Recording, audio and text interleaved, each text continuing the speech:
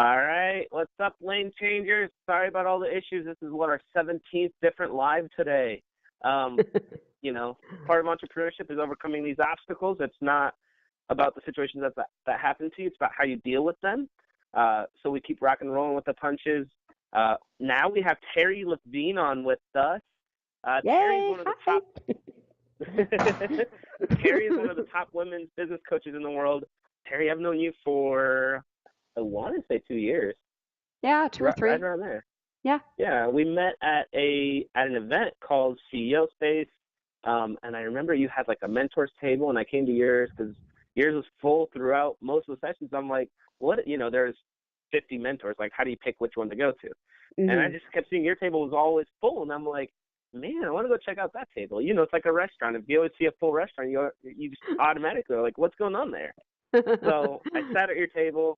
It was unlike all the other tables, super fun, interactive. I said, man, we got to get around Terri. And, yeah, we've been rocking and rolling since, and now we wrote a book together, and it came out today. Terri, we hit number 1 I know. in business. We're the hottest new release right now.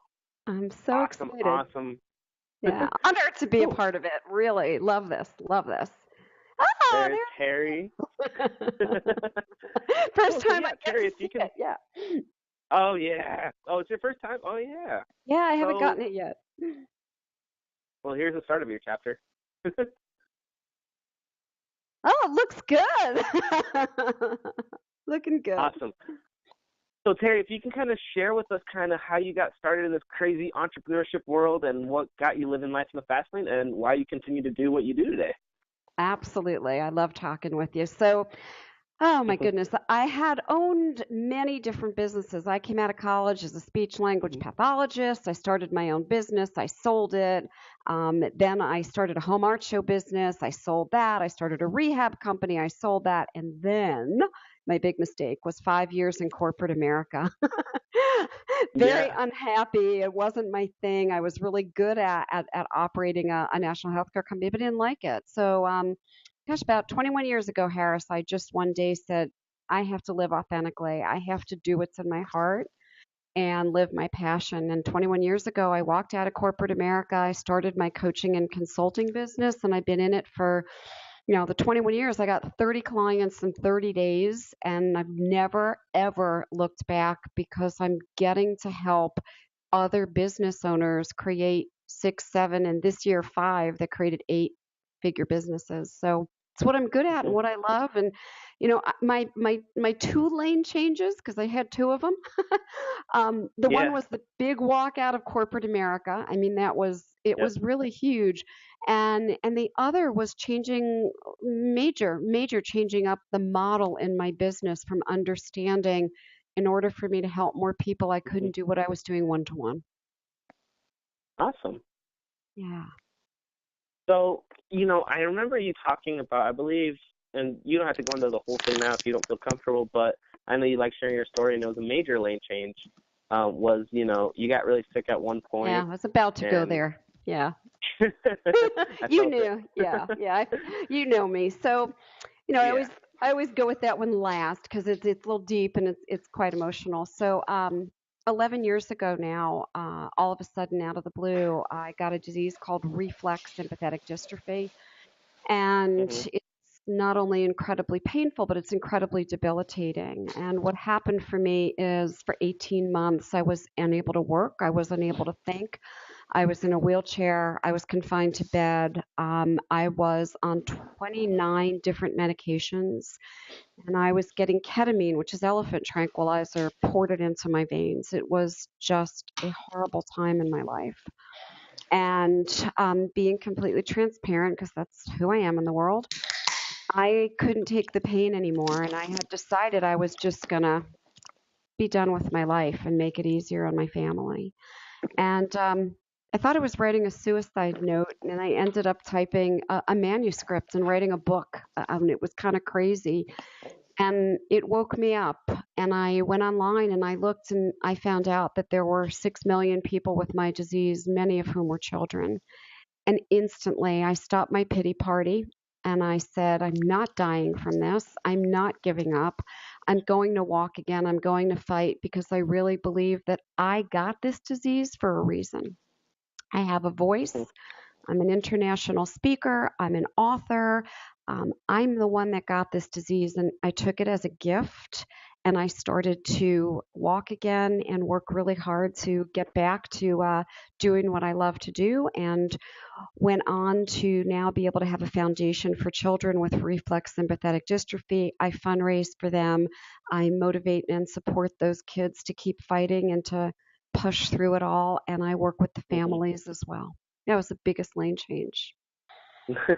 Yeah, I remember seeing a video on Facebook where, and I believe you shared it with me, where you were barely like walking upstairs and things like that. And then I saw you at CEO space and you're bouncing off the walls and you're everywhere. So yeah, so I'm very blessed. I'm very blessed. It was awesome to see, and it's just crazy when you put your mind to something, what happens.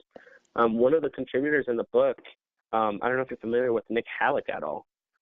Oh, yeah, I am. I am very familiar, yes.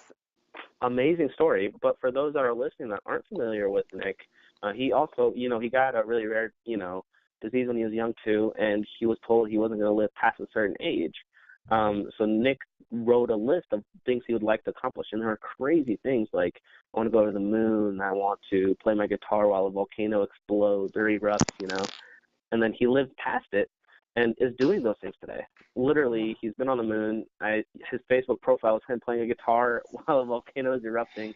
So it's really crazy when you put your mind to something, like you and like Nick, when you get these terrible diseases that, you don't wish upon anybody, and you get those. And then you have to, be mentally strong. And, entrepreneurship, a lot of it is mental. And I know you've done jiu-jitsu, Terri, and I do. I'm in the jiu-jitsu world.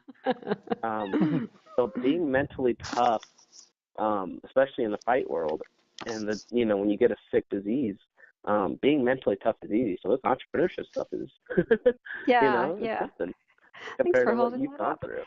Yeah, and I'll speak to that real quick. So I did not start my jiu-jitsu until I had RSD, and some people are amazed by that. But I couldn't get off the ground. I had tried for 2 years. If I would be on the ground, I couldn't get up by myself, and I was so frustrated. And a friend of mine said, go to this jiu-jitsu. They'll show you how to get up off the ground. So my whole reason for going was, and the guy that trained with me, he's an ultimate fighter. I'll tell you who he is later. And he said, I'm going to show you how to get up off the ground. And he said, and then I'm going to teach you how to fight. And I'm like, oh no, I just want to get up off the ground. But once I got up off the ground and figured out, like, wow, this is really easy, he said to me, I'll help you be mentally tough through the disease by you learning ultimate fighting with me. And I just went all in. And I have to tell you, part of the game in business, like you said, right, it's being mentally tough as an entrepreneur. But part of it for me was strengthening my mental mind that I could overcome even RSD. So when there's a challenge in business now, I'm like, that's nothing. Right. So I just say to other entrepreneurs, whatever it is, push through it, punch through it by taking one step. My step was getting up off the ground. So I just want to share that. Yeah, and I'm so happy you said that too, because, I've met a lot of people that jiu-jitsu, including you, including me, has changed their life. And, we have one of our website developers that's building our website that says, man, everyone I talk to loves jiu-jitsu and it's changed their life. I just don't know if I want people choking me all the time. Like, it's so much bigger than that. It is. It is. It's funny. You mentioned choke, so I just have to say this. When I first started learning jiu-jitsu, I'd come home. My husband's huge. He's like 6'4", big football player. Yep. And I said, honey, I just want to try some chokes on you. He'd be like, no, like he would run from me. But you're so right. It's so much bigger than that. There's so much more to it. And one of the key things I learned from it that I use in business is leverage, because I'm, me, I'm petite, I'm tiny, I'm really small.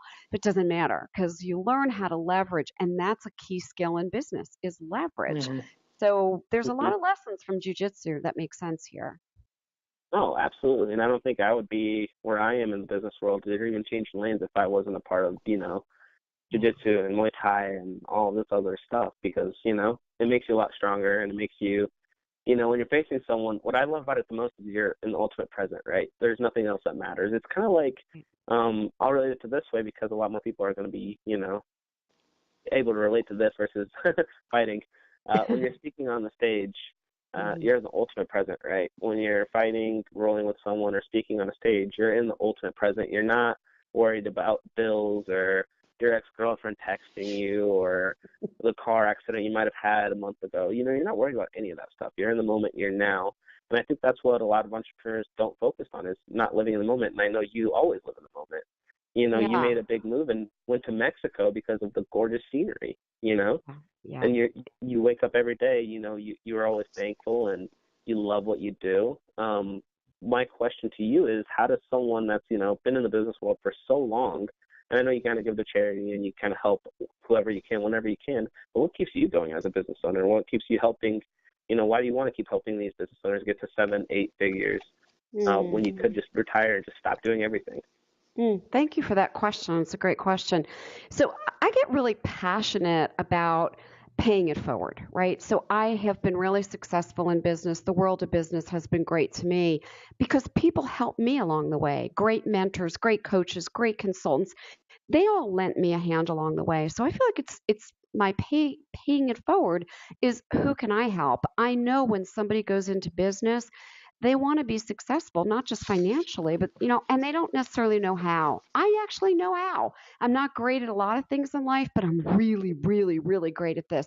And it's more Yep. it's more exciting for me when a client calls me and is like, "Oh my gosh, you were right. I just sold my signature program for 5,000. I was charging $250. Oh my gosh, it changed everything." That's more exciting than me selling a $5,000 program. So I get juiced from it and jazzed from it. And I really believe that, it's what I'm great at. And so you're supposed to do what you're great at. And I was given this gift, this talent. So my job is to push it forward and give it to others. Sure. Well, you mentioned becoming self-aware. I used to work with Gary Vaynerchuk. He talks a lot about self-awareness, and you're bringing it up now. And it's a recurring theme we're seeing with all these speakers is, being self-aware. How does one kind of learn what they love to do? Because there's a lot of people out there that, you ask them, what do you love to do, or what would you do every day? And they're like, I don't know. I hate my job. Okay, what do you like? Exactly. So I don't know, 20 years ago or something, I wrote a book called Work Yourself Happy. That was my first book because I realized people don't know. Like, I knew I had to get out of corporate America and I knew what I was supposed to do, but most people don't. So, very simple process and that I recommend for people is, the first thing you do is go back and think, what did you like to do decade by decade of your life? What did you enjoy? Forget the how or making money from it. What did you love? The second thing I say is, go ask other people, what do you see as my natural skills and talents? What am I good at that, comes naturally? The third thing that you want to do is, you want to then spend a couple of days, and I really mean this, in silence. Don't let anybody should on you. Don't let people tell you what you should do, or go be silent just with you, because we hear about 50 to 80,000 messages in our heads every single day, and they're the same messages. Psychology has proved this. We hear the same thing over and over and over again. When we get quiet and present with ourselves, we can start to hear something different. And then the fourth thing that I want you to do is, I want you to try playing with some of those things. So if it's, oh, I'm supposed to write books. Well, maybe I am. I don't know. Let me try to write. If it's, I'm supposed to go speak on a stage, let me go see if I can speak at my local grocery store that's a health food store. Whatever it is, go try it. As talked about taking a step before, take a step forward. And then the fifth thing is, then you take a look at, can I make money from it? But that's 5. Do 4. Yeah. You'll get there. Does that make sense, Lane? It does, absolutely. And I think that's a secret to, again, there's a lot of common themes, right? And the same thing in jiu-jitsu, that works for one person can work for another. You might just have to use the technique a little bit different based on your size or your opponent, right? Yep. And Terri, it's so interesting. I think this is your 30th book either you've written or been a part of. It is. Yeah. So you actually have do you have 2 book launches today? How crazy is that, right? How nuts is that? But it's interesting. When I sent the chapters back to people from our team to read, it was amazing. Sometimes they read their own story and they were blown away. They're like, I needed to hear from my own story a fresh reminder about what the heck am I doing and who am I? And you have a quote that says, "Life is a journey. Every detour that we have makes us who we are. Every single one of us is totally perfect with all our imperfections. Being who we are and sharing who we are is what helps people learn. Sharing our mistakes is what helps others go forward and not make those same mistakes and have an easier road." And, it's easy to say that now, but when you're in the midst of, driving that convertible and all the things that happened with, your Achilles and all that, we forget what we've accomplished. We forget how much we've grown, as entrepreneurs, because we start sharing everything with other people, and the journey is so important. So I apologize if you've already talked about this, but it's very important, I think, if you're willing to share some vulnerability, because in the beginning of your chapter, you talked about a funeral that you attended. Did you and Horace talk about this yet? No, let's talk about Okay. it. Yeah. I just think it's so important because we had another Ron Klein. Are you familiar with Ron, the Oh, grandfather very. Oh, possible? yeah. I love him. Yeah. He's awesome. Ron's amazing. He's another expert in the book, and Hmm. he's done literally unbelievable things. I mean, when you actually wrap your head around the accomplishments he's made, it's really hard to believe. But he remembers having a heart attack and basically shared a little bit about how a lot of people don't live. Truly, they wait till they're dead, or they wait till an Achilles heel or whatever it is. So just share a little bit about that for the listeners that don't know that part of the story. I think it's so important for Yeah. the revelation that you had that really sent you in the direction you went into. Yeah. I'd be happy to. So I was just, doing my thing, working in corporate America. I was not happy. And I just figured that's what I was meant to do. Just, I got to be president of a company and, felt like it was a big ego trip. And in 1996, my mom passed away of emphysema. And my mom, truly, she was my best friend on the planet and where she was more than a mom. And I was by her side for the 3 weeks while she was transitioning. And when she died, 7 days later, my girlfriend died of breast cancer at the age of 40. And I didn't get to see my girlfriend right before she died. She was on hospice. But I got to speak with her right before she died. And she said to me, always remember, she said, "Terri, my life has been about work and about accomplishments at work. Don't make your life about work. Go live your life." And I sat at her funeral, and it was 7 days after my mom's funeral. And oddly enough, as weird as it was in the same funeral home, the same chapel. It was so odd. And I sat there and I saw everybody standing up and doing eulogies for her about how great she was at work and all these to-dos she accomplished, right? And that's when I got it, Lane. I said, my life is not about a to-do list. I don't want somebody to stand up at my funeral and say, well, she accomplished this and she did this. I want people to go, wow, she lived passionately. She gave to others. And I knew in that day I had to do what was in my heart. And I did something that day that I never thought I would do. I used to carry around a day timer, like it was my Bible. And on the way driving home, which was in New Jersey back to Philadelphia, I stopped my car. I got out at a rest area. I took my day timer and I tossed it in a trash can. And I said, this is not what life is, because by the time I do my to-dos, I'll be to done. I'll be in the grave. And I started living my life from that moment, in the moment. And that's how I live now, consciously and fully present. Changed everything. Yeah, thanks for allowing me to share that. Yeah, I think it's very important for people to remember, because we do get caught up in the grind and making the next sale and helping the next client, whether it's more about their success or ours. We lose track of a lot of times our vision of why we got started in the first place. And when we can go back to that moment, it refreshes our vigor to go out there and do what we need to, to stay focused on our mission, which you've done an amazing job at. So Horace, do you want to ask Terri a couple more questions about some of the relationship you guys have? Yeah, absolutely. So one thing, Terri, that I'm learning is, you mentioned as number 4, but you say, we had another contributing author say, you need to get off the couch, and you're saying you need to go do. If you want to be a speaker, go speak at your local church. One of the things I think helps people get off the couch and go do is finding a good mentor and coach. Now, I'm not saying everyone can hire, let's just use Tony Robbins, right? He's $1 million a year, has a 4-year waiting list, right? and you have to be, he coaches the presidents of the world and things like that. So Right. not everyone can get Tony as a coach. We'll just use that as an example. We're premium coaches. I know you're a premium coach because you're very good at what you do, and so are we. How can someone just start off and find that perfect coach just to be that accountability partner and, transition their life? Good question. So I'll start out by saying, I think I've been successful in all 6 of my businesses, not because of something innate within me, but truly because I did the one thing that I think every business owner has to do. I hired coaches, consultants, and mentors to help me that were running faster than me, that knew the shortcuts, so I could learn from their mistakes instead of making those mistakes. And, some of the time it was a big investment. I didn't have the money, but I made a way. I said, I have to find a way to do this. And I always made my investments Right. back. Right. So the first thing I say is, I agree. You have to get a coach. You have to find a coach or a mentor. The second thing I say is, the best form of coaching, consulting, or mentorship is that the person is achieving and accomplishing what you want, that exact result, right? And you have to be clear on what's the outcome that you want. So my clients hire me because they want to have a high consulting or coaching program or product. They want to automate the sales for it, and they want ideal prospects day and night. Okay. What do you want? I don't know what your outcome is, but get clear. Number one, what's your outcome? Number two, find the person out there that delivers that outcome.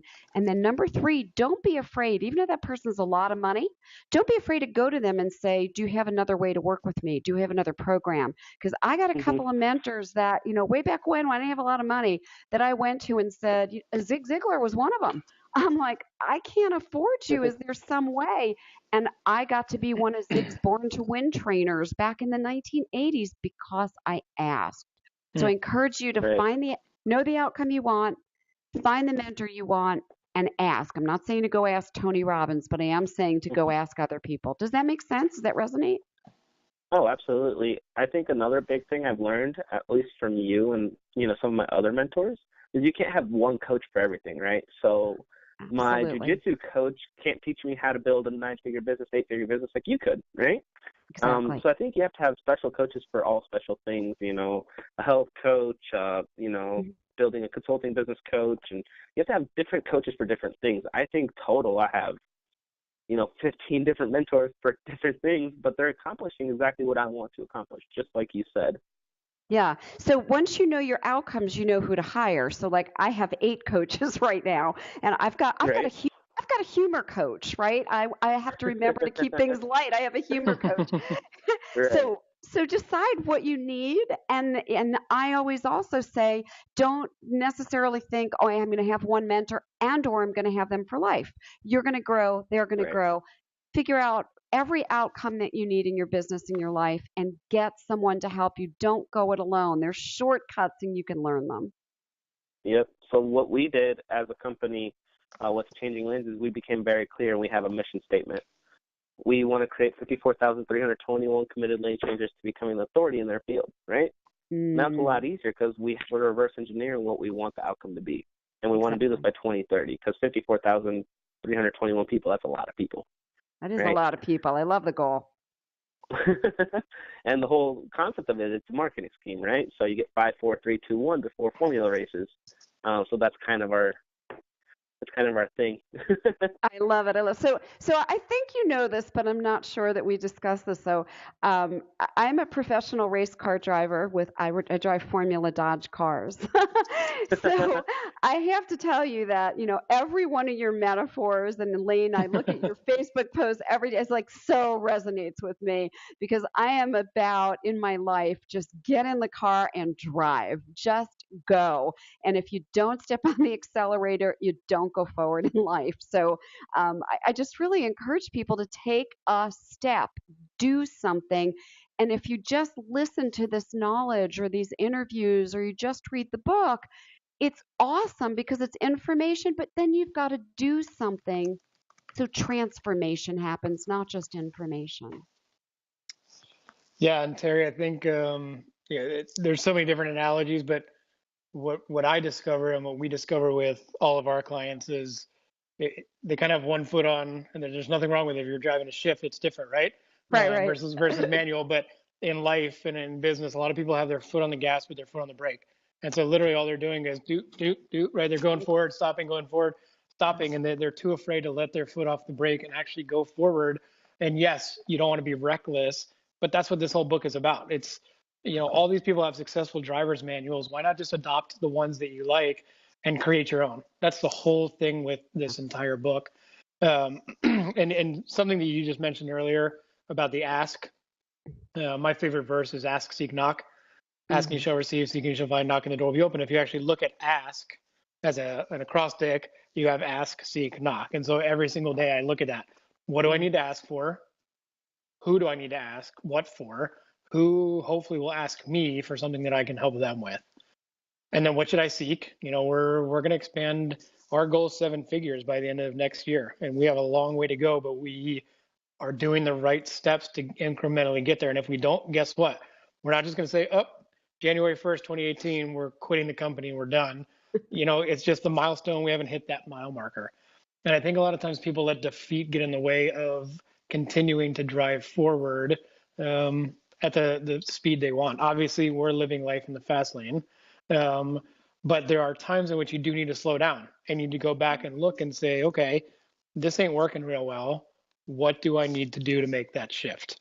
And so what advice do you have for people either who are brand new and transitioning from corporate world like you did, kind of throwing the planner away and making that first transition, or the people that maybe they were driving so fast and so furious, they had so much success in the beginning, they've plateaued that they don't know what to go do now? Okay, so for both, I kind of have the same answer. Okay. So the first thing is to come up with your goal, your mission. What is it that you want to achieve? Whether you're new in business or you've just been driving so hard, make a decision. What do you really want to achieve? And I don't want you to make a ridiculous thing. Like if you're at 0, don't say I'm going to go to 10 million. Go to something that you go, I can do that. And it doesn't have to be financial. It can be something else. Something that's going to stretch you a little, but that's also going to give you a lot of satisfaction. And then every single day, and I do mean every day like clockwork, I want you to do a process. I call it GID. It's gratitude, intentions, and delegations, because this is how you're going to get to your goals. You're not going to drive so fast that you go into a spin. And at the times when you're going slow, it's going to move you forward faster. So G is gratitude. Every single day, first thing in the morning, before you put your feet on the floor and you open your eyes in bed, just give gratitude for everything that is working. Go, what is working? What am I grateful for? The second thing I want you to do before you get out of bed is to set 3, no more than 3 intentions for the day. What are the 3 things that will move me or my business forward today? Not recklessly and not so slow that I don't reach my goals. Okay? 3 intentions, no more than 3. And then the last thing I want you to do are delegations. And a delegation is what can you just give over and say, I don't know the how of this. I don't know what this is going to look like, but I want to write a book, or I want to be a speaker on a big stage, or I want to do a TEDx talk. I don't know the how. I'm just going to delegate it to the universe and say, figure that out for me. I'm busy doing my intentions. And I have to tell you, Lane, that process is what moves me forward every day and moves my clients forward. And, if you go into a spin, slow yourself down, go back to GID. If you're just getting started and you're moving slow, go back to GID. It works. Very cool.